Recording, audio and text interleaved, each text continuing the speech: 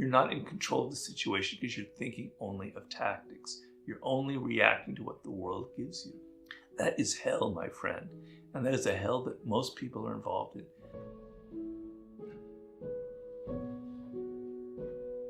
In my war book, I had an idea because basically what I tried to do in the 33 strategies of war was to take kind of the great strategies that generals and military people have used throughout the century, kind of these great patterns of thinking and strategizing, and finding a way to connect it to our daily lives. So how can I apply Napoleon Bonaparte in my office life, in my daily work, which wasn't easy for me, but I worked very hard to create that. And so delving so deeply into the military world, into the world of warfare, there's obviously one of the first things that you encounter is the difference between strategy and tactics.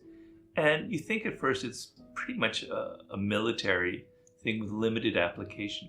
But the more you think about it, the more it involves everything in the world going on. It involves you personally. It's not about armies and battles. It's about how you think. The difference is tactics involve reacting to what the other person, the other side, the enemy, your rivals, your colleagues are presenting to you. They're in your face, they're doing A. You have to think, what do I do now? All right, I'm going to do B, I'm going to react. I'm going to go here, or I'm going to go there, right? And then they're going to react to what you do. And then you're going to react to what they do. And so it goes on and on and on like a ping pong game, going back and forth, back and forth, back and forth. And you're never getting anywhere. And your life's a mess. You have no control over your career. Your boss isn't listening to you. Your ideas, your marketing campaigns they kind of fizzle out, etc.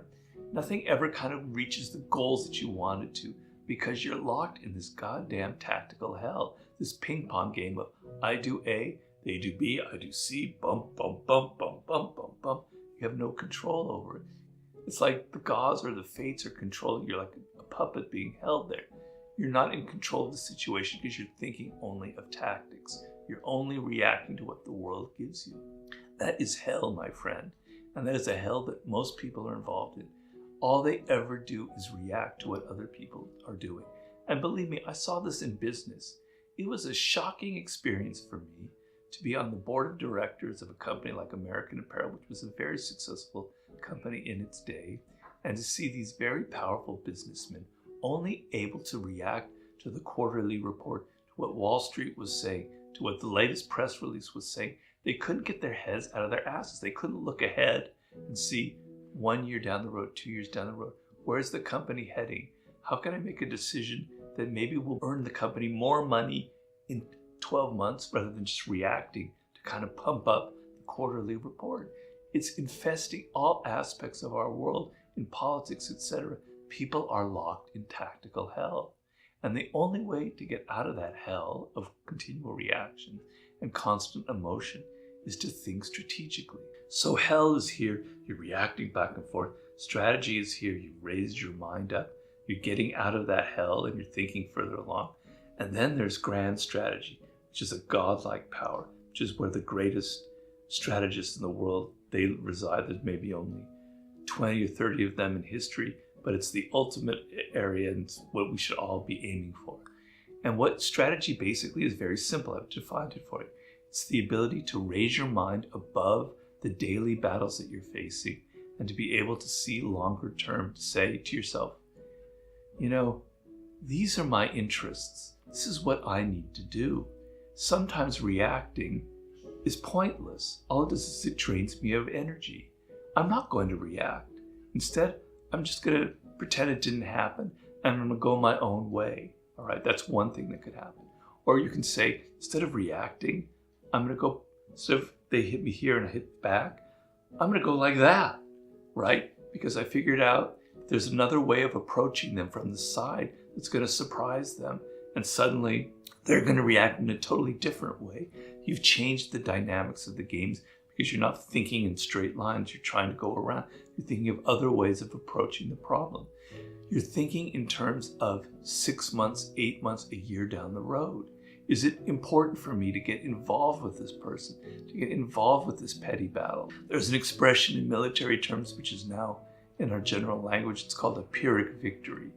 And a Pyrrhic victory means You won this battle, but it was so bloody and it cost you so much drama and so much blood and so much emotional energy that it wasn't worth it.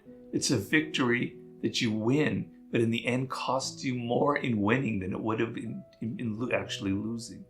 And so many people in this world are involved in Pyrrhic victories. They do these petty things on social media where they try and prove the other person is wrong, and they get involved in all these kind of emotional things, and maybe they win, etc. But what kind of winning is that? You look at the larger picture, okay? My winning is, in 2 years, I've positioned myself here for my company, my book, my business venture to be at this point that I determined is the maximal position of power, right? I'm going to get there. And then knowing that, you can avoid all the little battles that people are throwing at you. You know, what really matters is this, not this. I'm going to aim there. It eliminates all this other useless energy that you're wasting in life, fighting all of these battles, etc. It's giving you direction and purpose and a goal and focus that will really, really be powerful. And then, if you're able to lift your mind even further to a higher level, to the Zen master level, you're thinking 5, 10 years down the road. You're seeing down the road, you're seeing the whole big picture. You're seeing what was known as the zeitgeist, what's going on in the world right now, all the major cultural trends. And you know that this is where the world is headed. I'm going to be ahead of the curve.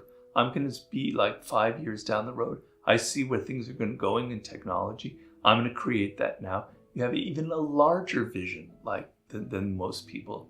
And I compare it to climbing up a mountain, right? When you're at the foot of the mountain, you have no perspective on the landscape. All you can see are the trees, the forests, the boulders, etc. It's all a mess, just a kind of a visual blur. You climb up a mile up on that mountain, and suddenly you look down and you go, wow, I didn't see that. I didn't notice that. It's a totally different vision, right? It's not like the blurry picture. It's not like that tactical battlefield down below. It's got this other perspective, this other landscape. Okay? You go 2 miles up above and suddenly it appears even different than below. Suddenly you're seeing more things. You're seeing a wider vista. You get to the top of the mountain and you're seeing everything around you. And you realize that what you saw down below wasn't reality. It was this distorted picture. The higher you go, the clearer the picture of reality that you can form. And so when you're locked in battles all the time, all you're doing is getting emotional and you have no sense of what is really going on, of what the reality is. It's like the smoke from a battlefield is engulfing you. The ability to lift your mind up gives you clarity, gives you a more realistic appraisal, gives you greater perspective, and it gives you the ultimate kind of power in this world.